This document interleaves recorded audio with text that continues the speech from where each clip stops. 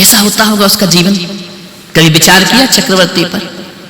जो चक्रवर्ती जिसके आदेश पे 6 खंड चला करता है, जिसके आदेश पर आर्यावर्त चला करता है, 5 विदेश, वो एक आर्य खंड का स्वामी चक्रवर्ती होता है।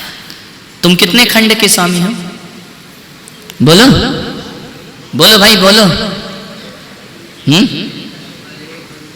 पहले होते थे 1 खंड का मकान, 2 खंड का मकान, 3 खंड का मकान, वो भी बरसात में चूंटा था। अब तो फ्लैट में रहते हो ना, उसके भी मालिक नहीं हो। जैसे बेटा बड़ा होगा कहेगा बापू निकल जाओ, अभी फ्लैट हमारा है तुम्हारा नहीं है, ध्यान रखना, सोचना है। 6 खंड का स्वामी चक्रवर्ती, लाखों सेना, करोड़ों उसके सैनिक, आवाज नहीं कर पाता था चक्रवर्ती और वस्तु की प्राप्ति हो जाती थी। सोचो जरा एक बार कि वही चक्रवर्ती दीक्षा लेकर उसी राजधानी में जब आहार को आता है, सोचो जिसके पास 32 चमर डुल रहे हो, सिंहासन पर बैठा हो, वो नग्न दिगंबर भेष रख के उसी अपनी राजधानी में अंजलि भर आहार के लिए हाथ फैलाता है। क्या बदल गया? आदमी तो वही है, राज्य भी वही है, संपदा भी वही है, क्या छूट गया? क्या छूट गया चक्रवर्ती का? बोलिए क्या छूट गया?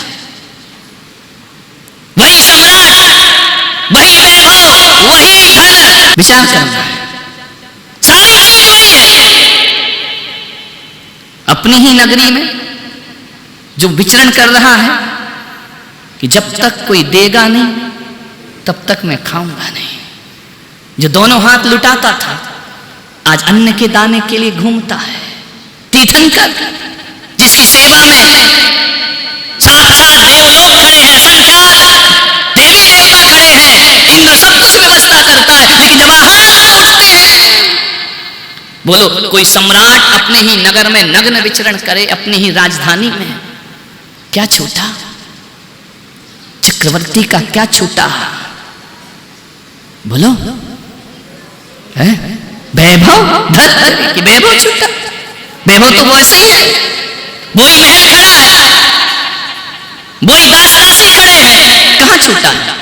राजधानी भी वही है, अधिकार छूटा। ध्यान रखना, अधिकार चक्रवर्ती का छुड़ाया गया या छूट गया? किसी ने सजा दी, किसी ने दंड दिया, क्या छोड़ा चक्रवर्ती ने? अधिकार छोड़ दिया। और मेरे भाई, जो अधिकार छोड़ देते हैं वो ही त्यागी कहलाया करते हैं। आदमी तो दान देकर भी अधिकार जमाता है, आदमी तो दान देकर भी कहता है मेरा नाम लिखा है या नहीं लिखा है। दे दी वस्तु फिर किस नाम की चाहता है? वह तो तुमने दान में दे दी ना, मेरा नाम नहीं लिखा, मेरा स्थान नहीं लिखा, मेरा नाम नहीं लिया, दे के भी अधिकार नहीं छोड़ा। एक सज्जन आए यहाँ पे चिंसानम में, बोले मैंने एक रूम लिया है, उसमें मेरा नाम लिखा है, तो क्या करें? उसका किराया हम नहीं देंगे। तो कहा क्यों? बोले हमने बनवाया है। चक्रवर्ती 6 खंड को कहता है अधिकार छोड़ता है कि मैं अपनी ही राजधानी में अब बिना दिए कुछ नहीं लूंगा। चक्रवर्ती तो कह सकता था कि सब कुछ मैंने बनाया है, मुझे मांगने की जरूरत क्या है, लेकिन जैसे ही अधिकार भाव छूटता है, लेकिन आदमी कहता मेरा रूम, मेरा नाम, क्या छोड़ा तुमने? त्याग किया है, उत्तम त्याग कहे जग सारा। कहां त्याग हुआ तुम्हारा? नाम तो बंधा है ना उस पे। विचार करना है, वृत्ति को देखना है, अपने मन को देखना है। चक्रवर्ती ने अधिकार छोड़ दिया। मैंने सोचा कि चक्रवर्ती जो त्याग नहीं करते वो नरक क्यों जाते हैं? परिग्रह से नरक क्यों जाते हैं? मालूम है? चक्रवर्ती 6 खंड का स्वामी होता है और यदि वह उस वैभव का त्याग नहीं करता है ना, तो मालूम है क्या होता है? 6 खंड में जितनी भी हिंसा होती है, जितना भी झूठ बोला जाता है, जितना भी मान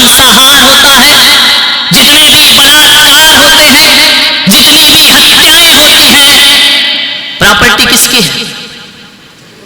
किसकी है? उसका भी शेयर होल्ड है कि नहीं? बोलिए, जब तक सम्राट है उस हिंसा में चक्रवर्ती का भी शेयर है, क्योंकि वो सम्राट है। उस चोरी में चक्रवर्ती का भी शेयर है। उस चोरी में जितना बड़ा साम्राज्य उतना बड़ा पाप हो, ध्यान रखना। उस पाप में जब वो शेयर होल्डर बन जाता है तो नरक तो वो भी जाएगा ना। एक बात बताओ, जब तक प्रॉपर्टी पर तुम्हारा अधिकार है तो प्रॉपर्टी टैक्स कौन देगा? भले वहां तुम्हारा कोई भी रहता हो उस मकान में, जब तक प्रॉपर्टी तुम्हारे नाम है टैक्स कौन देगा? किराएदार या तुम? किससे लिया जाएगा? क्यों? रहते तो नहीं हो उस मकान को, कभी तुमने देखा ही नहीं, बना के छोड़ दिया। मैं देखता हूं ना, बिहार करता हूं, फार्म हाउस बने हुए हैं। फार्म हाउस में कितनी देर रहता है आदमी? कौन देखता है उसको? चौकीदार। कौन देखता है उसको? स्टाफ। लेकिन एक बात बताओ, उस फार्म हाउस में जो भी पाप होगा किसे लगेगा? चौकीदार को? मालिक को? वो जितना करेगा उतना लगेगा, लेकिन सबसे ज्यादा पाप तो तुमको लगेगा, क्योंकि तुम उसके मालिक हो। मालिकाना हक है आपका, ध्यान रखना। सरकार आपसे टैक्स लेगी, ध्यान रखना। ड्राइवर गाड़ी में ऐश करता है, एसी चला के सो रहा होगा आराम से। लाखों रुपए की गाड़ी तुमने खरीदी, मालिक तुम हो। तुम तो थोड़ी दूर पैदल भी चल लेते हो, ड्राइवर तो एक कदम पैदल नहीं चलता है। ध्यान रखना, गाड़ी का असली सुख कौन भोग रहा है? ड्राइवर या तुम? तुम तो यहां गर्मी में बैठे, वो तो एसी चला के बैठा होगा आराम से। तुम तो यदि अंदर रास्ता है तो उतर के पैदल भी चले जाओगे, ड्राइवर वहीं खड़ा रहेगा गाड़ी लेकर के। ध्यान रखिए, सारा सुख गाड़ी का वो भोगता है, लेकिन जब गाड़ी में कुछ दुर्घटना घटती है तो ड्राइवर पकड़ा जाता है या मालिक पकड़ा जाता है? विचार करिए। आप कहते ना कि हम तो थोड़ी देर को बैठते हैं, दिन भर ये बैठता है, इसको उठा के ले जाओ। नहीं, हक तुम्हारा है। मान्यवर, जो व्यक्ति हक जमाते हैं वो परिग्रही होते हैं, और जो हक छोड़ देते हैं वह उत्तम त्याग के धनी हुआ करते हैं। ध्यान रखना। ये सास बहू के झगड़े क्यों होते हैं घर में? मालूम? बेटी आ गई, बहू आ गई तो लड़का किसकी प्रॉपर्टी हो गया? बोलो, किसकी हो गई? जोर से बोलो। बहू का हो गया ना। और जिसकी लड़की है उसकी शादी हो गई तो वो किसकी प्रॉपर्टी हो गई? बोलो। दामाद की। तुम्हारा लड़का ही नहीं हुआ, उसकी लड़की भी उसकी प्रॉपर्टी हो गई। अब बताओ, लड़का तुम्हारी नहीं बहू की प्रॉपर्टी है, लड़की दामाद की प्रॉपर्टी है। अभी दूसरों की प्रॉपर्टी पे तुम हक जमाओगे तो झगड़ा होगा या नहीं होगा? विचार करिए, विवाद होगा या नहीं होगा? प्रॉपर्टी ट्रांसफर करो। बहू आ गई, उसको उसकी प्रॉपर्टी दे दीजिए। लेकिन बहू आने के बाद जब तुम बेटी पर अपना हुक्म चलाते हो, घर में झगड़े होते हैं, विवाद होते हैं। नहीं, वो जिसकी प्रॉपर्टी है उसके हवाले कर दी जाए। ध्यान रखना, मान्यवर, सोचना है तुम्हारा कहां है। प्रॉपर्टी ट्रांसफर करोगे या नहीं करोगे?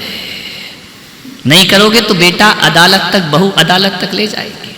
मालूम है ससुर को क्या बोलते इंग्लिश में? मुझे ज्यादा अंग्रेजी नहीं आती है। और माँ को क्या, सास को क्या बोलते हैं? दामाद को क्या बोलते हैं? सन इन लॉ। इन लॉ का मतलब क्या? ये तुम्हारा आत्मीय बेटा नहीं, कानूनी बेटा है। इन लॉ का क्या मतलब होता है? ये मेरी मां नहीं है, लेकिन सास क्या है? मेरी कानूनी मां है। कानूनी मां का मतलब क्या होता है? आत्मीय मां नहीं है। कौन सी मां है? Mother in law. ये कानून से मेरी मां है। और कानून क्या कहता है? कानून कब बनता है? कि कानून का अर्थ होता है इसका जो भी सामान है वो कानूनी किसका है? बोलो, बहू का है या तुम्हारा है?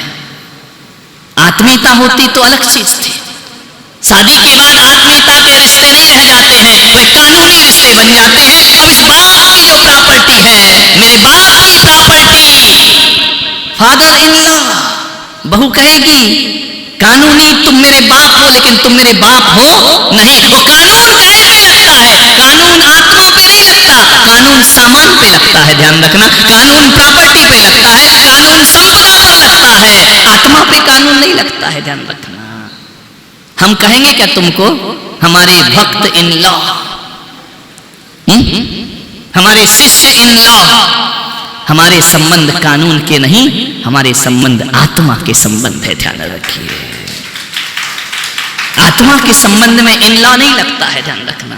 कोई कानून नहीं लगता है, कोई धाराएं नहीं लगती हैं, कोई आपत्ति और वकालत नहीं होती है, लेकिन आपके रिश्ते में तो इन लॉ लग जाता है। मानो इसीलिए तो बहू को उसका हक देना पड़ता है, देना पड़ता है या नहीं? मांगेगी वो तो हक से। मान्यवर, आपसे निवेदन है, हैंड ओवर करो। समझ में आ रहा है? जो जिसका है दे दो, टेंशन फ्री होके रहो आराम से। एक बात बताओ, रात को जब सोते हो तो ये सब दिमाग में रख के सोते हो या त्याग करके सोते हो? इसलिए नींद नहीं आएगी, करवट बदलोगे, डिप्रेशन होगा, तनाव होगा, शुगर बढ़ेगी, बीपी बढ़ेगा। ध्यान रखना। क्यों? ये अधिकार रखकर सोए हो, ध्यान रखना।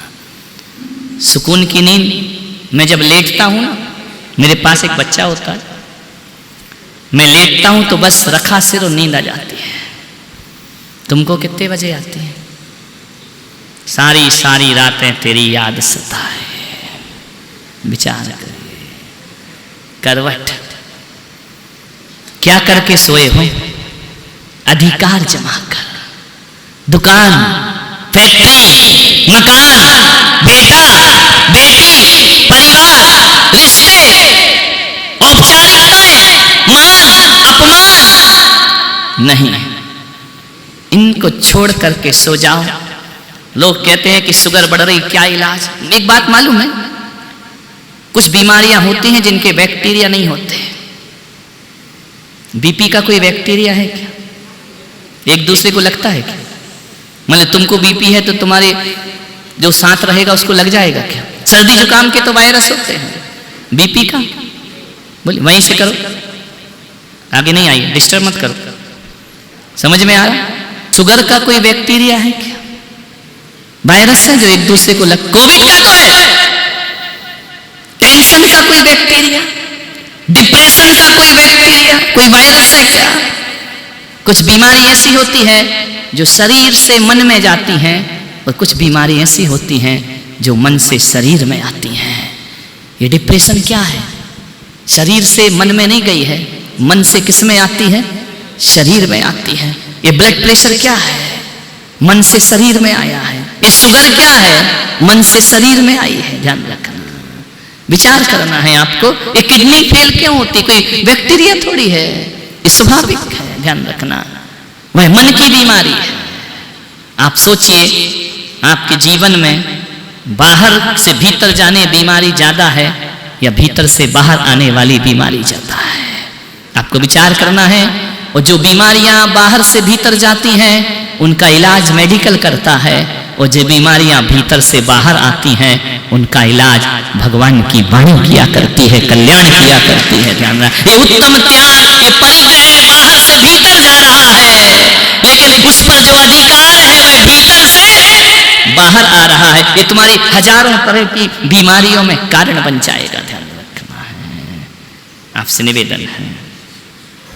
हमारे यहां लिखा है ना कि रात को जब सो, त्यागूं आहार पानी, औषध विचार अवसर। समझ में आ? ये सब छोड़ के सोया करो, संथारा हो जाएगा तुम्हारा। ध्यान रखना, बीमारियों से मुक्त हो जाओगे। उत्तम त्याग का मतलब जानते हो? एक गधा है ना, उसके ऊपर वजन रखा है, वजन बाहर से रखा है, चल रहा है, घिसट रहा है, वजन रखा है। आपने भी बहुत सारे वजन अपनी छाती पर, अपने पीठ पर रख रखे हैं। मैं पुलक सागर कहता हूं, गधे नहीं गणधर बनो, जीवन में उत्थान होगा, कल्याण होगा। ये संपदा, ये सब चीजें पीठ पे रख के गधों की तरह गधा मजूरी, दिन भर की गधा मजूरी, गणधर बनो, सब बोझ उतार करके बाहर फेंक दीजिए, ध्यान रखना है। अंतिम बात, राजा श्रेणिक यदि अपने आपके पास्ट को भूल गए होते तो उन्हें आत्महत्या की जरूरत नहीं पड़ती, ध्यान रखना। श्रेणिक, लोग कहते हैं कि बच्चे मां की नहीं सुनते हैं, आप भी कहते हैं ना, लेकिन मैं पुलक सागर कहता हूं मुझे मां दिखाई ही नहीं देती है, तो बच्चे सुनेंगे कहां से? आप तो केवल पेरेंट्स बन चुके हैं, मां नहीं बन पाए। आप अभिभावक बन गए, मां नहीं बन पाए। अरे एक बच्चा अपने गुरु की बात नहीं सुनेगा, एक बच्चा अपने पिता की बात नहीं सुनेगा, एक बच्चा अपने मित्रों की बात नहीं सुनेगा, लेकिन दुनिया का कोई बच्चा ऐसा नहीं है जो मां की बात ना सुनता हो, ध्यान रखना। हर बच्चा मां की बात जरूर सुनता है, लेकिन वो आवाज मां की आवाज होना चाहिए, एक स्त्री की आवाज नहीं होना चाहिए, ध्यान रखना। मां और स्त्री में बड़ा अंतर है, मां और मदर में बहुत अंतर है। मां की बात तो हर बच्चा सुनता है, ध्यान रखना। कैद खाने में बंद है महाराज श्रेणिक। अंत समय तो देखो सम्राट का, जीवन भर किसके साथ रहे हुए? बोलो, भगवान महावीर के साथ, समोसरण में बैठने वाला, भगवान के आगे पीछे घूमने वाला। मृत्यु कैसी होती है?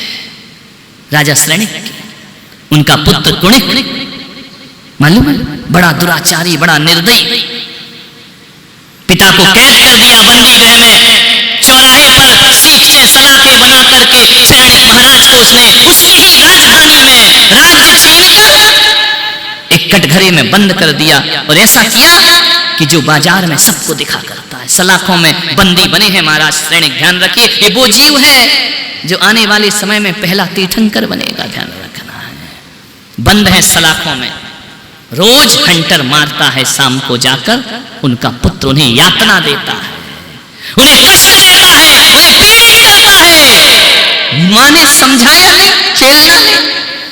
लोग कहते हैं कुणिक की गलती थी, मैं कहता हूं चेलना की भी गलती थी। महारानी चेलना सम्राट को यातना देता है उनका पुत्र। एक दिन कुणिक भोजन कर रहा होता है, श्रेणिक का पुत्र, और उसका पुत्र भोजन करते समय छोटा सा बच्चा जो ये करने गए हैं वही कर देता है। समझ गए क्या? वह पुत्र को मारता नहीं है, थाली हटा के भोजन करने लगता है। रानी चेलना कहती है कि कुणिक तुम्हें याद है कि जब तुम छोटे थे ना तो तुम्हारे हाथ में छाला पड़ गया था, उंगली में। ये वही राजा श्रेणिक तेरे पिता हैं कि मेरे पुत्र को कष्ट ना हो, तुम्हारी उंगली मुंह में रखकर सारी रात सोए थे। इतना प्रेम था तुम्हारे पिता को, इतना आत्मीयता थी, तुम पैदा हुए थे तो तुम्हारे पिता ने पूरे राज्य में मिष्ठान बंटवाया था, उत्सव मनाया था, और आज तुम्हारा पिता अपनी ही राजधानी में बंदी बना खड़ा है। आज तुम्हारे बच्चे ने पेशाब की, तुमने गुस्सा नहीं आया? तुम्हें अपने पिता पर गुस्सा क्यों आ रहा है? रानी चेलना ने समझाया पुत्र को। कुणिक का मन पसीज गया। उसने कहा मेरे पिता ने मुझे ऐसे पाला, इतना प्यार करते थे मुझसे। ठीक है मां, सोचो गलती बेटे की या मां की। मां यदि शुरू में ही समझा देती तो महाराज श्रेणिक को आत्महत्या नहीं करना पड़ती। ठीक है मां, मेरा मन रो रहा है, मैंने अपने पिता के साथ इतना अपराध किया, इतनी यातनाएं, और मेरे पिता पूरी पूरी रात मेरे लिए जागे हैं। मां मैं जाता हूं। एक कुल्हाड़ी हाथ में लेकर जाता है कुणक महाराज श्रेणिक के कटघरे के पास। श्रेणिक सोचते हैं, श्रेणिक कल की बातें नहीं भूल पाए, कल की बातें भूल जाते तो आत्महत्या नहीं करते। श्रेणिक को अपने पुत्र का बदला हुआ चेहरा दिखाई नहीं दिया। उसने कहा कि रोज तो हंटर लेकर आता है, आज कुल्हाड़ी लेकर आया है, ये मारेगा मुझे, मेरी हत्या करेगा। ध्यान रखना, काश श्रेणिक कल के हंटर भूल गया होता, त्याग कर दिया होता कल की वस्तुओं का, कल के विचारों का, तो आज आत्महत्या नहीं करता। ध्यान रखना, ये कुल्हाड़ी लेकर आए। बड़ी मार्मिक कथा है महाराज श्रेणिक की, ध्यान रखना। श्रेणिक ने देखा कि आज तो ये मेरा अंत करेगा, तो श्रेणिक ने कहा मैं ये बर्दाश्त नहीं कर सकता हूं, मैं कोड़े की मार तो बर्दाश्त कर गया, हंटर तो बर्दाश्त कर गया, देखो भावी भगवान किस पर्याय में है, किस गति में है, जीव के स्वभाव देखो, जीव का जीवन देखो। और जैसे ही देखा कि ये मेरी हत्या करे, उससे पहले मुझे मृत्यु का वर्ण कर लेना चाहिए, जेल की सलाखें निकाली और महाराज श्रेणिक ने आत्महत्या कर ली। ध्यान रखना, पुत्र रोता रहा, काश इन महापुरुषों के ऐसे जीवन रहे, हमारी जिंदगी कैसी होगी। भूल जाते ना सब रिश्ते नाते, तो महाराज श्रेणिक का ये दृश्य नहीं देखने को आता। मान्य समय आपका काफी हो गया, इतना ही कहना चाहता हूं, अधिकार छोड़ें, हर जगह से अधिकार छोड़ें। अधिकार छोड़ने का नाम त्याग है, परिवार छोड़ने का नाम त्याग नहीं है, भोजन छोड़ने का नाम त्याग नहीं है, ये रुपए पैसे दान करने का नाम त्याग नहीं है, ये भी त्याग है। लेकिन देने के बाद भी हक जमाओगे तो वह त्याग नहीं हुआ करता है। ध्यान रखना, जो दे दिया सो दे दिया, उसे भूल जाना चाहिए। और रात जब सोने लगो तो जुबान से कह के नहीं, मन से सब अधिकार छोड़ देना चाहिए।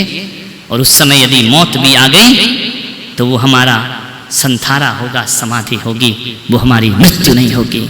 आदमी जन्म मरण इसलिए करता है मालूम है, अपन लोग जन्म मरण क्यों कर रहे हैं कि पिछले जन्म में जो था उसको हमने छोड़ा नहीं, हमने संथारा नहीं लिया, हमने त्याग नहीं किया। वह भी अधिकार जमा कर आए हैं, वो यहाँ भी अधिकार जमा रहे हैं। जब तक ये अधिकार जमते रहेंगे, जन्म मरण होते रहेंगे। इसलिए जैनागम ने कहा है कि मरने से पहले समाधि होना चाहिए। संथारा, संथारा का अर्थ होता है भोस्वामी, मैं हर चीज का त्याग करता हूं। ध्यान रखिए, हम सबने पिछले जन्म के अधिकारों को आज तक नहीं छोड़ा, इसलिए आज भी अधिकार के संस्कार जीवित हैं हमारे अंदर। और काश पिछले जन्म में संथारा लेकर आते तो आज यहां नहीं बैठे होते, आज सिद्धशिला में हमारा अधिकार होता। इसलिए शास्त्रों में लिखा है कि एक बार भी ईमानदारी से संथारा हो जाए, वह निर्वाण को प्राप्त कर लिया करता है। मरने से पहले सब कुछ छोड़ने की साधना करना, और बाहर से छोड़ने की नहीं, भीतर से छोड़ने की साधना करना। चाहे पत्नी हो, चाहे बच्चे हो, चाहे परिवार हो, ये तुमने छोड़े नहीं थे पिछले जन्म में, इसलिए इस जन्म में फिर मिल गए। ध्यान रखना, हम लोग कुछ तो संथारा लेके आए होंगे ना। बाल ब्रह्मचारी कौन? जिन्होंने पिछले जन्म में हृदय से पत्नी का त्याग कर दिया होगा, वो इस जन्म में बाल ब्रह्मचारी मुनिराज बना करते हैं। ध्यान रखना, सोचना है, जो पिछले जन्म भी नहीं छोड़ पाए वो इस जन्म भी नहीं छोड़ पाते हैं। संस्कार वही आते। संथारा किसको कहते हैं? समाधि किसको कहते हैं? हर पापों का बोसरामी। ध्यान रखना, अभी हैं ये महाराज लोग जिन्होंने विवाहित जीवन भी जिया, सन्यास का भी जी रहे, और इस जन्म में यदि सन्यासी जीवन में मन वचन काय से सब परिवार को छोड़ देंगे, अगले जन्म में बाल ब्रह्मचारी मुनि बन करके खड़े हो जाएंगे। ध्यान रखना, और एक दिन निर्वाण को प्राप्त करेंगे। ध्यान, विचार करना है।